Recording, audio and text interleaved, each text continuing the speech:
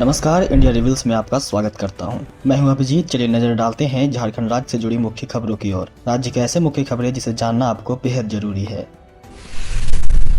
सदन में फिर गूंजा जय श्री राम का नारा। हजारीबाग में रामनवमी के दौरान लगे प्रतिबंध के विरोध में मनीष जायसवाल ने फाड़ा कुर्ता। झारखंड विधानसभा में हजारीबाग रामनवमी के दौरान लगाए गए प्रतिबंध के विरोध में विधायक मनीष जायसवाल ने अपना कुर्ता फाड़ लिया। उन्होंने अपनी बनियान में जय श्री राम लिख रखा था। सदन में खड़े होकर उन्होंने कहा, अगर हमारी बात नहीं सुनी जाती तो सदन में आने का क्या मतलब? क्या इस राज्य में हिंदू होना गुनाह है? क्या हम तालिबान में रह रहे हैं? गौरतलब है कि हजारीबाग में रामनवमी को लेकर प्रशासन की तरफ से सख्त प्रतिबंध लगाए गए हैं। रामनवमी में डीजे बजाने से लेकर पारंपरिक हथियार पर प्रतिबंध लगा है। चलिए बढ़ते हैं अगली खबर की ओर। विधानसभा में उठी बीएड कॉलेजों के समान वेतन की मांग। स्टीफन मरांडी ने कहा, अलग अलग कॉलेजों में प्राध्यापकों को अलग अलग मानदेय पर योग्यता समान। झारखंड विधानसभा का बजट सत्र जारी है। मंगलवार को सदन की कार्यवाही के दौरान ध्यान आकर्षण के जरिए राज्य में संचालित बीएड कॉलेजों के समान वेतन की मांग उठी। झारखंड मुक्ति मोर्चा के वरिष्ठ विधायक डॉक्टर इरफान अंसारी ने बीएड कॉलेजों में अध्यापकों के वेतन में एकरूपता का मामला उठाया। स्टीफन मरांडी ने कहा कि अलग अलग कॉलेजों के प्राध्यापकों को अलग अलग वेतनमान अथवा मानदेय दिया जा रहा है, जबकि उनकी योग्यता समान है। स्टीफन मरांडी ने कहा कि ऐसा किया जाना न्याय संगत है। चलिए बढ़ते हैं अगली खबर की ओर। नक्सलियों ने 5 ट्रैक्टरों को किया आग के हवाले। लेवी न मिलने पर 40 की संख्या में नक्सलियों ने किया ईंट भट्टे पर हमला। नक्सलियों ने 40 की संख्या में ईंट भट्टे में काम करने वाले मजदूरों पर हमला किया। ईंट भट्टे में काम कर रहे लोगों को बंधक बनाया, कुछ के साथ मारपीट की और 5 ट्रैक्टर को आग के हवाले कर दिया। बताया जा रहा है कि ईंट भट्टे में लेवी के लिए नक्सलियों ने डिमांड किया था। लेवी नहीं मिलने पर इस घटना को अंजाम दिया गया।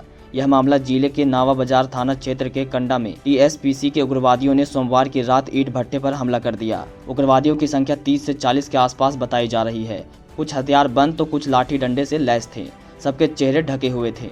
चलिए बढ़ते हैं अगली खबर की ओर। रामनवमी के मद्देनजर झारखंड में सुरक्षा के कड़े इंतजाम। संवेदनशील जगहों पर अतिरिक्त फोर्स की तैनाती। झारखंड में रामनवमी के मद्देनजर सुरक्षा के पुख्ता इंतजाम किए गए हैं।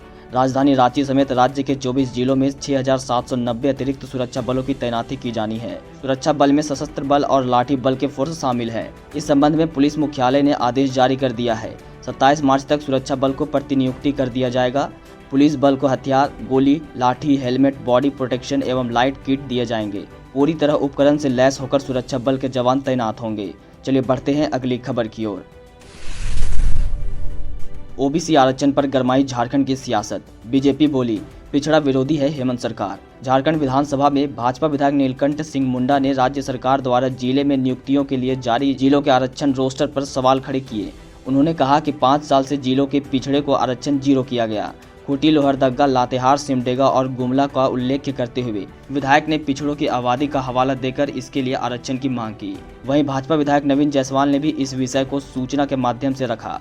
ज्ञात हो कि कार्मिक विभाग ने जिलों में बहाली के लिए आरक्षण रोस्टर क्लियर करते हुए विभिन्न वर्गों के लिए आरक्षण सूची जारी की है। चलिए बढ़ते हैं अगली खबर की ओर। छात्रों का भविष्य दांव पर। जैक ने रजिस्ट्रेशन और परीक्षा फीस 1.5 गुना से ज्यादा बढ़ाई। इस वजह से कई छात्र नहीं दे पाएंगे परीक्षा। झारखंड एकेडमिक काउंसिल यानी जैक ने 9वीं और 11वीं की परीक्षा के लिए रजिस्ट्रेशन और परीक्षा शुल्क आदि में 1.5 गुना से ज़्यादा बढ़ोतरी कर दी। इससे बड़ी संख्या में बच्चे रजिस्ट्रेशन नहीं करा पाए। अब राज्य के करीब 10,000 बच्चे इस बार परीक्षा नहीं दे पाएंगे। 9वीं की परीक्षा 11 अप्रैल से और 11वीं की परीक्षा 17 अप्रैल से शुरू होगी। झारखंड गैर सरकारी विद्यालय संघ ने जैक अध्यक्ष को पत्र लिखकर रजिस्ट्रेशन के लिए समय देने की मांग की। कई प्रमंडल के क्षेत्रीय उप शिक्षा निर्देशकों ने भी जैक को पत्र लिखा, लेकिन उनकी मांगें नहीं मानी गई। अब इन बच्चों को रजिस्ट्रेशन के लिए 1 साल का इंतजार करना होगा। इससे इनका 1 साल बर्बाद हो जाएगा। चलिए बढ़ते हैं अगली खबर की ओर।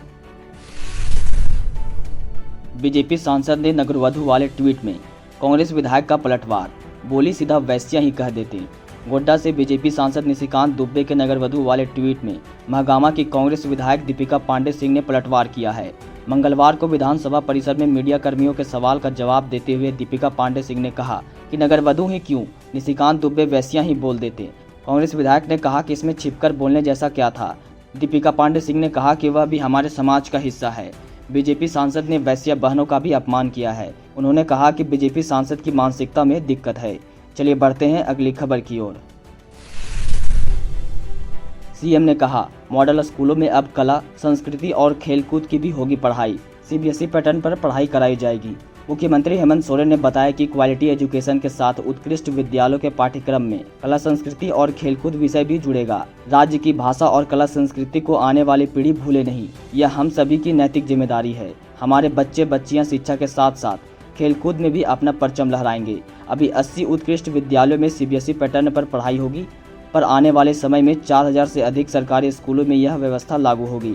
मुख्यमंत्री ने कहा कि देश में पहली बार इस राज्य ने अपने बच्चों को उच्चतर शिक्षा के लिए विदेश में पढ़ाई करने हेतु 100% स्कॉलरशिप दिया गया है। राज्य सरकार के खर्चों पर विदेश पढ़ने गए कुछ बच्चे डिग्रियां लेकर वापस राज्य पहुंचकर अच्छा कर रहे हैं। वहीं कुछ बच्चे को तो विदेशों में नौकरी भी मिल गई। चलिए बढ़ते हैं अगली खबर की ओर। सदन में सरयू राय बोले, झूठ बोल बन्ना गुप्ता छिपा रहे अपना भ्रष्टाचार, इन पर अवमानना की हो कार्रवाई। सदन में निर्दलीय विधायक सरयू राय ने स्वास्थ्य विभाग द्वारा दवाओं की खरीद में अनियमितता पर कार्रवाई करने के संबंध में पूरक प्रश्न पूछा कि भारत सरकार के रासायनिक एवं उर्वरक मंत्रालय तथा स्वास्थ्य मंत्रालय द्वारा भारत सरकार के लोक उपकरणों से दवाओं खरीदने का दिशा निर्देश सरकार के लिए बाध्यकारी है या सलाहनुमा है। इस पर स्वास्थ्य मंत्री बन्ना गुप्ता ने जवाब देते हुए इसे बाध्यकारी बताया। इसके बाद सदन की कार्यवाही स्थगित हो गई, जिसके बाद सरयू राय ने विधानसभा अध्यक्ष को पत्र लिखा। इसमें उन्होंने कहा कि सदन स्थगित कर दिए जाने की वजह से पूरक प्रश्न नहीं पूछ सका। फिर मेरे एक ही प्रश्न का जो उत्तर स्वास्थ्य मंत्री ने दिया वह सरासर गलत है। इस उत्तर से उन्होंने सदन को गुमराह किया है, सदन के सामने असत्य कहा है।